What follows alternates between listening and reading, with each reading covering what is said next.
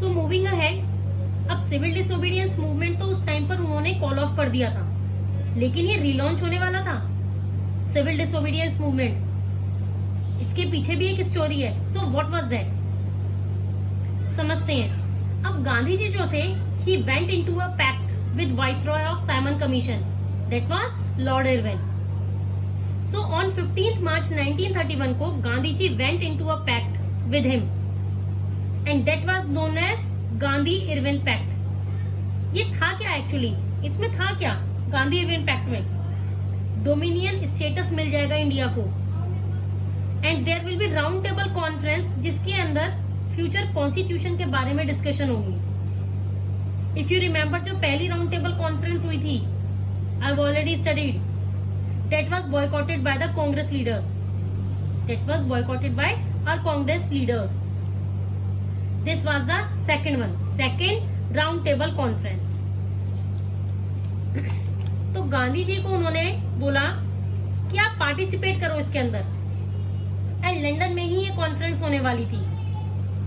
तो गवर्नमेंट ने एग्रीड कर लिया था कि हम पॉलिटिकल प्रिजनर्स, जितने भी लोगों को उन्होंने अरेस्ट किया हुआ था, सारे पॉलिटिकल प्रिजनर्स को फ्री कर देंगे।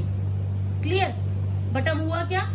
इन दिसंबर 1931, व्हेन दिसंबर 1931, सो दिसंबर 1931 में गांधी जी लंदन गए और उन्होंने राउंड टेबल कॉन्फ्रेंस को अटेंड किया।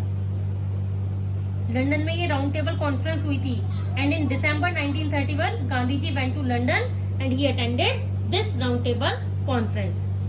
बट इसका कोई बहुत ज्यादा हमारे को फायदा नहीं हुआ। The negotiations broke, Gandhi ji India वापस आ गए। He was very disappointed, he came back to his nation with disappointed, right? अब जब वो वापस आए तो उन्होंने देखा कि हालात तो बिल्कुल बदले हुए थे, बहुत ज्यादा बदल चुके थे पूरी कंट्री के हालात। It was all about different scenario when he came back. What he saw? He saw Jawaharlal Nehru, Ghaffar Khan, so many leaders. Actually, the main Jawaharlal Nehru and Ghaffar Khan, both of them were in jail. इसके साथ साथ कांग्रेस को उन्होंने declare कर दिया था पूरी तरीके से illegal. And along with that बहुत सारी पॉलिसीज निकाल दी थी। You know, they took various measures were imposed. कोई मीटिंग्स नहीं हो सकती, कोई डेमोन्स्ट्रेशंस नहीं हो सकती, no boycott could be done by the people. So many measures were imposed by the government.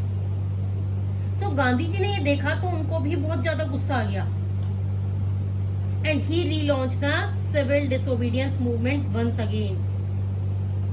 इतने सारी चीजों को देखकर he decided to relaunch the civil disobedience movement. एक साल तक तो ये मूवमेंट बहुत बढ़िया चला, लेकिन 1934 तक आते आते it had lost its momentum. Clear students? So what happened after this? We will proceed further in the next session. Okay, I hope this much is so much clear to you. Till then, bye students and take care.